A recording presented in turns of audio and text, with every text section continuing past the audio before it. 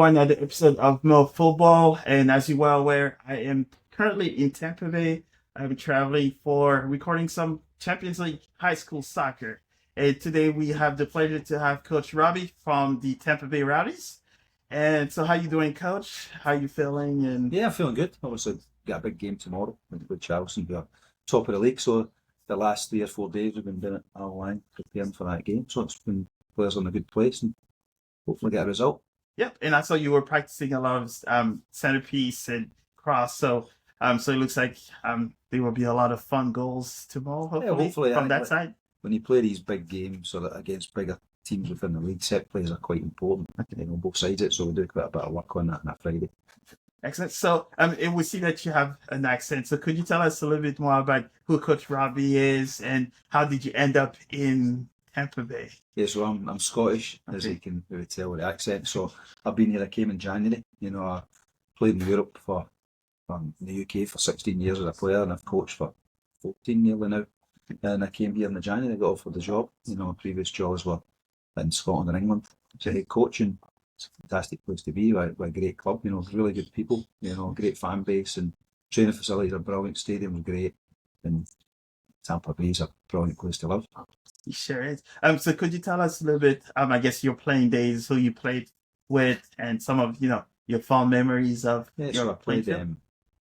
Played for a couple of teams in Scotland. I played for Hearts, Dundee United, and then down in England I played for Leicester and Brentford. Played for the Scottish national team as well. And then I've coached, coached Hearts for twice. I did MK Dons and then Dundee United as well. So a couple of teams in Scotland and one down in England. So yeah, that's been my kind of playing and coaching journey. Nice. Yes, I'm learning about Leicester with N'Golo Kante because he's one of our French. Yes. Yeah, so he was there after me. Okay. Just maybe a few months after you, right? Yes. So could you tell us? So knowing that now you're in Tampa and we're here to talk about the High School Champions League. Yeah. So we know that in the US we have sort of a different type of way to recruit players and different system. Could you tell us maybe on how, in Scotland you guys come about, playing soccer, how's the culture there and where? I'm still getting my head around how it works here. It's totally different from what I've been used to, in the UK especially, it's the number one sport, soccer. So the kids play it from, as soon as they can walk. Generally they'll have their local youth clubs, which is a lot cheaper than it is here to play, Then from there, maybe at like 6, 7, 8 year old, they'll then go into a soccer club, so they'll start in their youth system and go through the academy right the way through, until they're maybe 16 when they go professional. If they don't go professional, they'll maybe drop and, go into an amateur team but continue to play. So the pathway here is different, obviously. It's a lot smaller than it is here as well, less people. So it's totally different here, and it's been interesting to see how it works. And so we know that Tampa is also doing, we'll say programs that they're looking into tapping in more on the youth side of things. Is there anything that guess you see some of the progress from, the younger kids and the excitement around that in town? One of the things when I came in and I spoke to the ownership here was about, trying to create, not an academy, but a pathway for the local players to come through. Because I think there's 2-3 million people in this area, and there isn't really a pathway that takes them into the professional soccer other than maybe going to Orlando or going to Miami. So we want to be the pathway to the professional game. So from that, it means, we've started to sign some young academy players on contracts. And Christian, a couple of other guys have come in, and Nate Worth.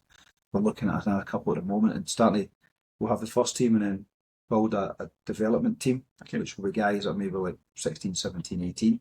And then from there, that we hopefully will recruit them from the local boys clubs, youth clubs, maybe even schools and things like that.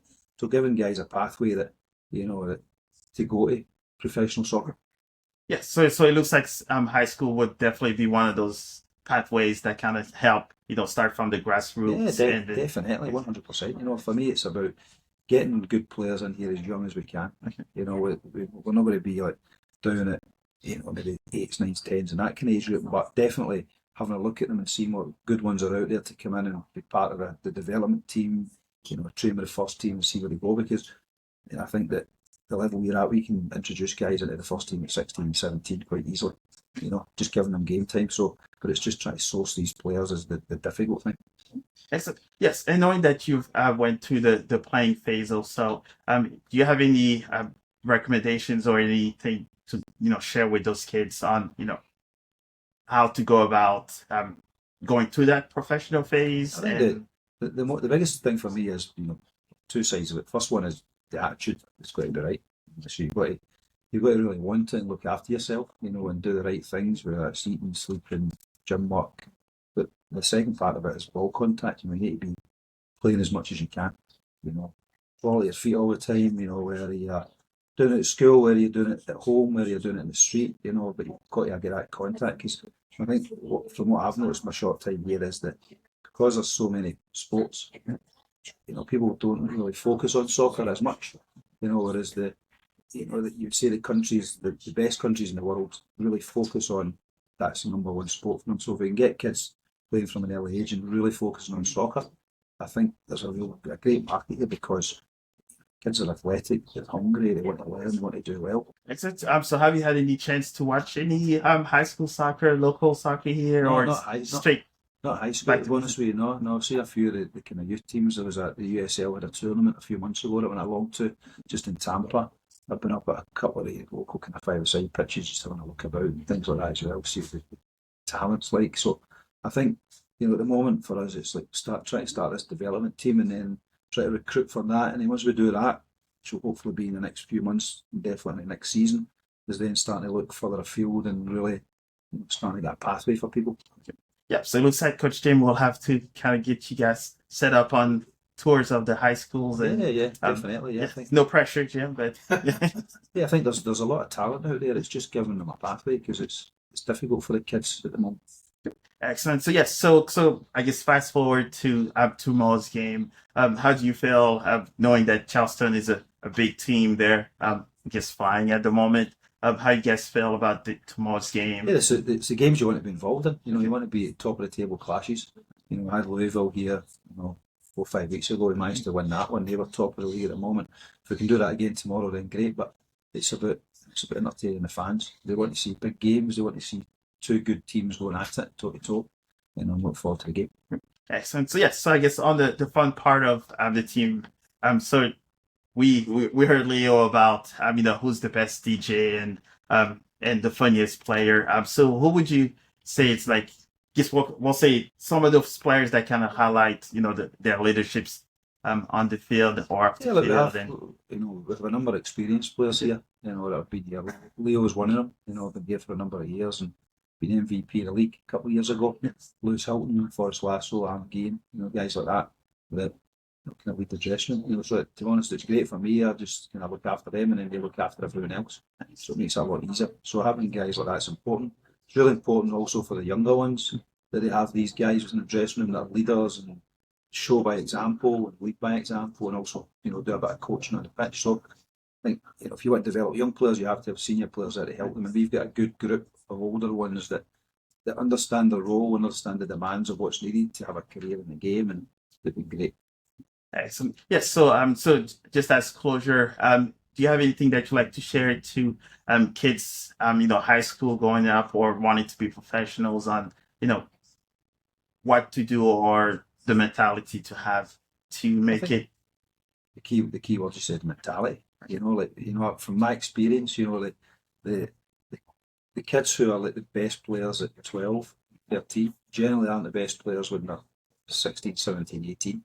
It's the ones that are working hard and doing the right things in the background are the ones that generally come through. We were saying that the gold medal early doesn't win the gold medal at the end. It's usually the bronze and the silver that does. Yes. So if you're there and you're working hard and you're doing the right things, you're generally the one that will. Excellent. Yes, I think that pretty much does it with Coach Robbie. I definitely appreciate the time. We know to just get training and probably have a lot more things to think about before tomorrow's game. So definitely appreciate your time, and hopefully we'll catch a high school game either Tampa or around soon. Definitely. Well, thanks for having me. It's a pleasure. Thank you. Cheers.